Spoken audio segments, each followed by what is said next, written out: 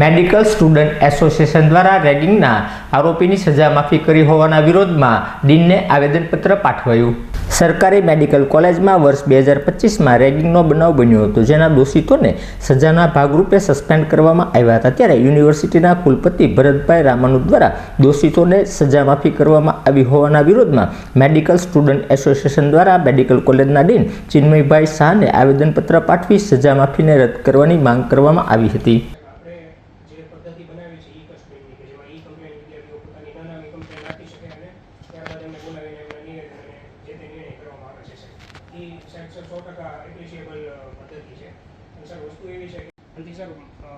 આપણે વિદ્યાર્થીઓમાં એમના પરિવારજનોમાં અને તમામ નાગરિકોની અંદર સંદેશ ફક્ત એક જ જાય છે કે તમે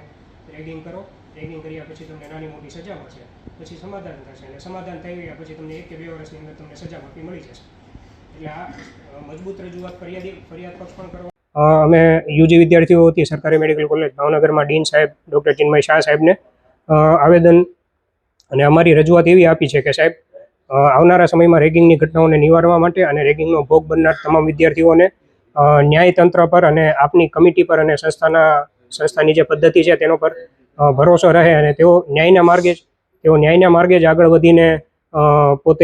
પોતાના નિર્ણય તરફ આગળ વધે અને કોઈ અન્ય ગેરમાર્ગે દોરવની તરફ ના દોરાય। તે માટે અમે સાહેબશ્રીને એવી રજૂઆત કરી છે કે મેડિકલ કોલેજ અને એન્ટી રેગિંગ કમિટી દ્વારા યુનિવર્સિટીને એવી રજૂઆત કરવામાં આવે કે ભાઈ જે આ નિર્ણય તેમની તરફથી આવ્યો છે એ કોઈ પણ રીતે કાયદાકીય પ્રક્રિયાને અનુસરતો નથી અને જે વિદ્યાર્થીઓની સજા માફી કરવામાં આવી છે અને તેમને ઇન્ટર્નશીપમાં ફરીથી જોઈનિંગ આપવામાં આવ્યું છે, તેમના જે ઓરિજિનલ ડોક્યુમેન્ટ્સ અને કમ્પ્લીશન સર્ટિફિકેટ્સ જે છે જે એમને હસ્તાંતર કરી દેવાની પ્રક્રિયા શરૂ કરવામાં આવી છે તેને તાત્કાલિક ધોરણે રોકવામાં આવે, કારણ કે આ ઘટના હજુ પણ હાઈકોર્ટની અંદર સુનાવણી હેઠળ છે। તેથી અમારો મૂળ ઉદ્દેશ્ય તો એ જ છે કે આવનારા સમયમાં પણ મેડિકલ કોલેજ ભાવનગરમાં એડમિશન લેવાવાળા યુજી વિદ્યાર્થીઓ એમના માટે ભયમુક્ત વાતાવરણ બની રહે અને તેમના માટે એક દાખલો પૂરો પાડવામાં આવે કે જ્યારે પણ યુજી વિદ્યાર્થીઓને સંસ્થાના સપોર્ટની જરૂર હતી, જ્યારે પણ વિદ્યાર્થીઓની વિરુદ્ધમાં સત્તાધારીઓ દ્વારા કોઈ નિર્ણય લેવામાં આવ્યો ત્યારે સંસ્થા તેમના સાથે ઊભી હતી અને સંસ્થાએ તેમના વતી રજૂઆત કરી હતી। અમારા તરફથી રજૂઆત એ છે કે વીસી સાહેબનો આ જે નિર્ણય જે છે તેના પર ફરીથી એન્ટી રેગિંગ કમિટી એક વખત વિચાર કરે કે આ કમિટીના